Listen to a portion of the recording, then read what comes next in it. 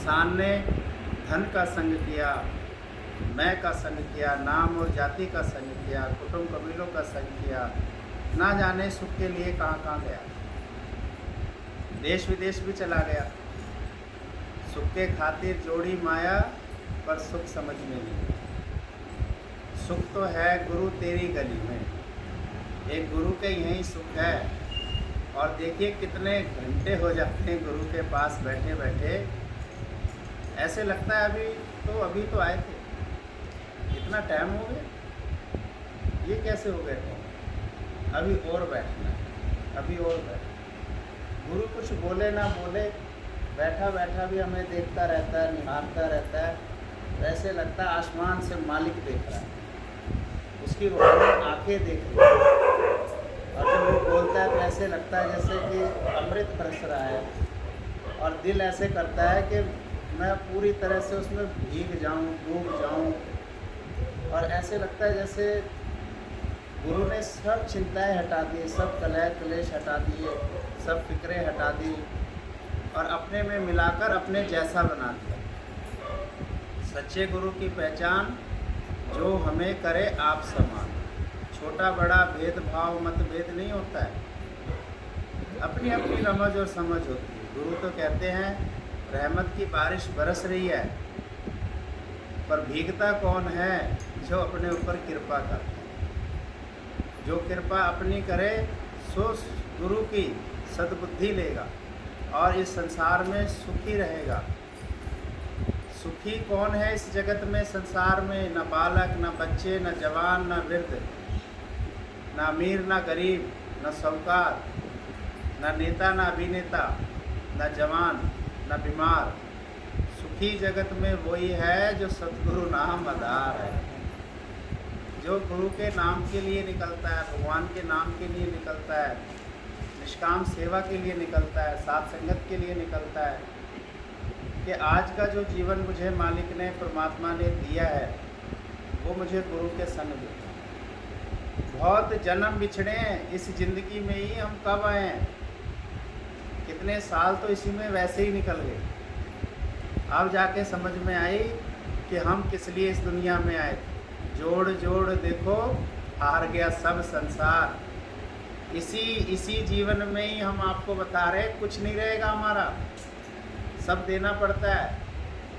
संग में जो शरीर आया है ये भी हमारा नहीं है, ये भी धीरे धीरे वो अंग होगा हमारे संगी, पर काम का नहीं रहा, बेकार हो गया।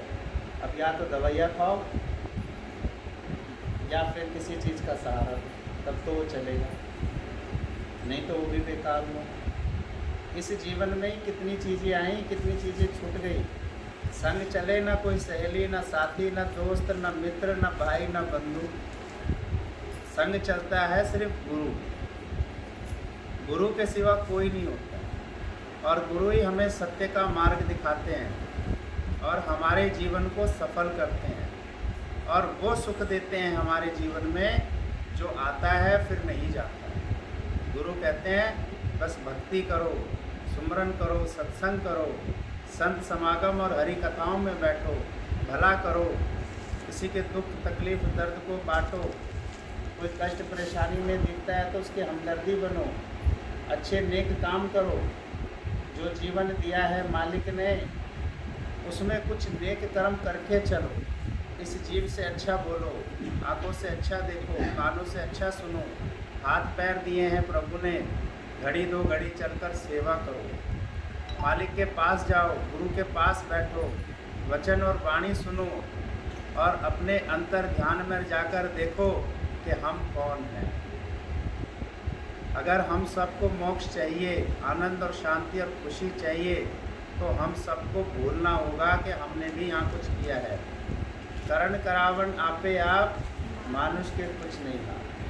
जो सहन कर गया इस धरती पर, आप इस वचन को जरा स्मरण करना और ध्यान से सुनना। जो सहन कर गया इस धरती पर शब्दों को, वो इस धरती का महान संत बनता है।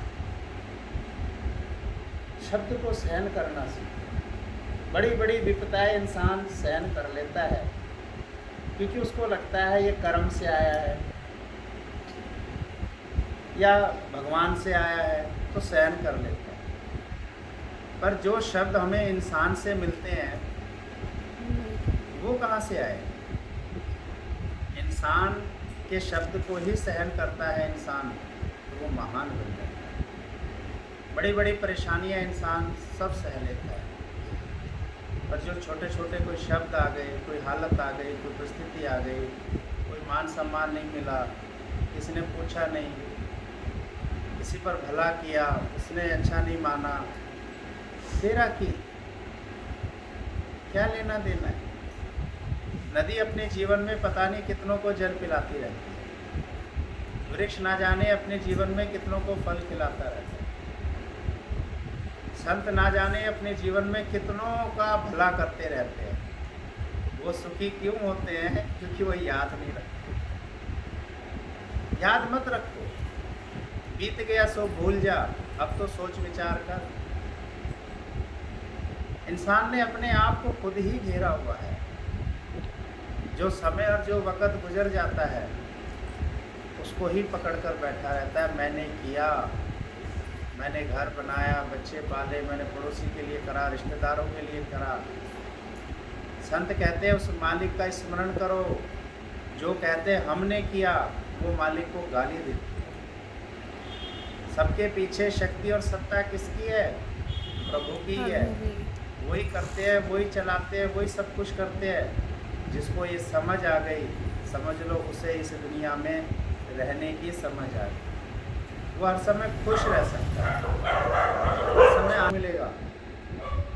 मरने के बाद कोई किसी को मोक्ष नहीं दिला सकता, ना भाई, ना बंधु, ना बेटा, ना बेटी, ना कोई हवन या यज्ञ पूजा पाठ। अगर मनुष्य को कोई मोक्ष दिला सकता है तो उसका खुद का आचरण, खुद का व्यवहार, उसके अच्छे नेक कर्म, जो उसने यहाँ पर भलाइयाँ करी है और फिर याद नहीं किया, नेकी कर दरिया में डाल, और वो अपने जीवन काल में आनंदित और शांत और प्रसन्न होकर रहा। किसी के साथ भी उसका राग द्वेष, तेरा मेरा, डर भय, चिंता ही नहीं रही। ये सब जो अगर कोई कर रहा है तो वो मोक्ष को ही प्राप्त है। और मृत्यु के उपरांत चाहे फिर पीछे कोई हवन पूजा पाठ ना भी हो उसके लिए, तो भी कोई बंधन नहीं बनता उसका। पर जिसने ये किया ही नहीं और उसके बाद चाहे कितने ही हम कुछ भी करते रहे, तो उसका उद्धार कल्याण कैसे हो सकता है? इसलिए गुरु कहते हैं जीते जी अपना उद्धार कल्याण करो, नेक वचन बोलो, अच्छी दृष्टि रखो, इन कानों से अच्छे नेक वचन सुनो। क्यों गुरु कहते हैं कुछ लाओ, कुछ खिलाओ, कुछ बांटो, अपने हाथों से बनाओ। पर हम फिर बाज़ार से ले आते हैं, फिर खिला देते हैं। बाज़ार से लाना आलसी का काम होता है। बस गए बाज़ार से लिया और उठा के दे दिया। उसमें ममता तो नहीं आई, उसमें खुशी तो नहीं आई, उसमें कोई प्यार तो नहीं आया।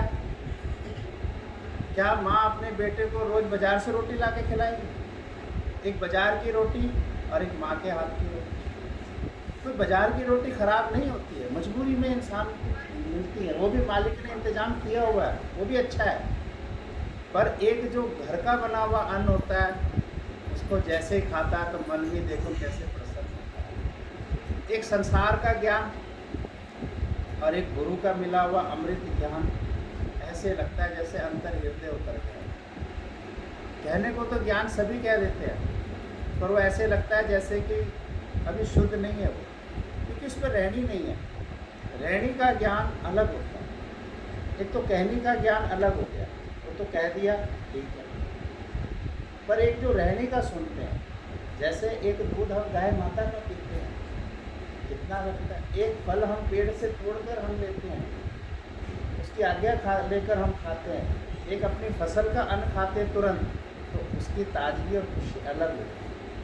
आप कभी नदी का जल पीना, कितनी खुशी मिलती है, ऐसे लगता है वाकई में आज हमने पानी पिया है। तो ये सब बाहरी चीज़ें हैं, इनसे हमें क्या लेना देना।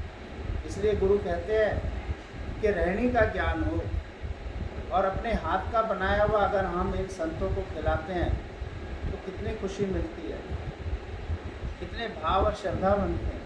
क्यों ये घर घर सत्संग की प्रथा बनी? इसीलिए बनी है कि हम अपने घरों में संतों को बुलाएं, बैठाएं। कितने कर्म कटते हैं, कितनी दुख तकलीफ कष्ट परेशानी विपदाएं हटती है जिनका हमें पता ही नहीं था। क्योंकि संतों के जहाँ चरण पड़ते हैं सब सुख वैभव ऐश्वर्य वहाँ आते हैं। पर कब? जब शुद्ध भाव होते, इच्छा और स्वार्थ से नहीं कि हमने इच्छा और स्वार्थ रखा, हमने दिखावा करा, उससे कुछ नहीं मिलता है। गुरु वहीं जाते हैं जहाँ सच हो।